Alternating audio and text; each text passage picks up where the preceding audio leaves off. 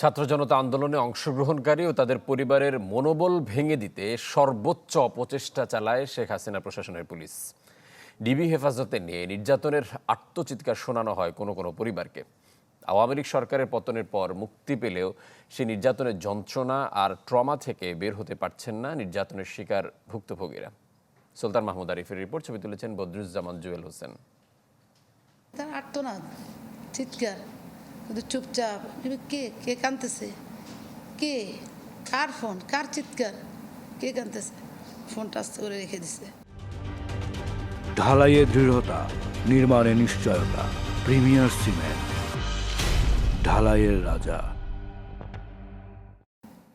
২৮ জুলাই রাতে বেজে উঠে শামীমা বারাকাত লাকির মোবাইল ফোন। এমনিতেই ছিলেন চরম দুশ্চিন্তায়। ফোন ধরার পর সেই দুশ্চিন্তা রূপ নেয় আতঙ্ক আর অসহায়ত্বে। কেননা ফোনের অপর প্রান্তে তাকে শোনানো হয় ডিবি হেফাজতে থাকা তার ছেলে সানিয়াতের আর্তচিৎকার আর কান্না। চিন্তা করতেছিলাম, আরে এটা কে চিৎকার করতেছে, কার? তখন তো আমার ঘুরে ফিরে ওর কথাটাই মনে করতেছে যে আল্লাহ, আমার ছেলেটা কোথায় আছে, কি করতেছে ওরা, তারা কি করতেছে। সানিয়াত ও তার মায়ের আদালত চত্বরের এই ভিডিও ফেসবুক সহ সামাজিক যোগাযোগ মাধ্যমে অনেকে দেখেছেন, যেখানে মা বলছেন নো টেনশন, আশ্বস্ত করছেন ছেলেকে। ২৫ জুলাই এই ভিডিও ধারণ করার আগের দিন বসুন্ধরা এলাকা থেকে ডিবি পরিচয়ে তুলে নিয়ে যাওয়া হয় সানিয়াতকে। সামনে একজন বলে যে আপনার মা আসতেছে। আমি ঘুরানোর পর যখন দেখলাম, ন্যানো সেকেন্ড লাগলো আমার জীবনে যে সব কিছু মুহূর্তের মধ্যে চেঞ্জ হয়ে গেছে।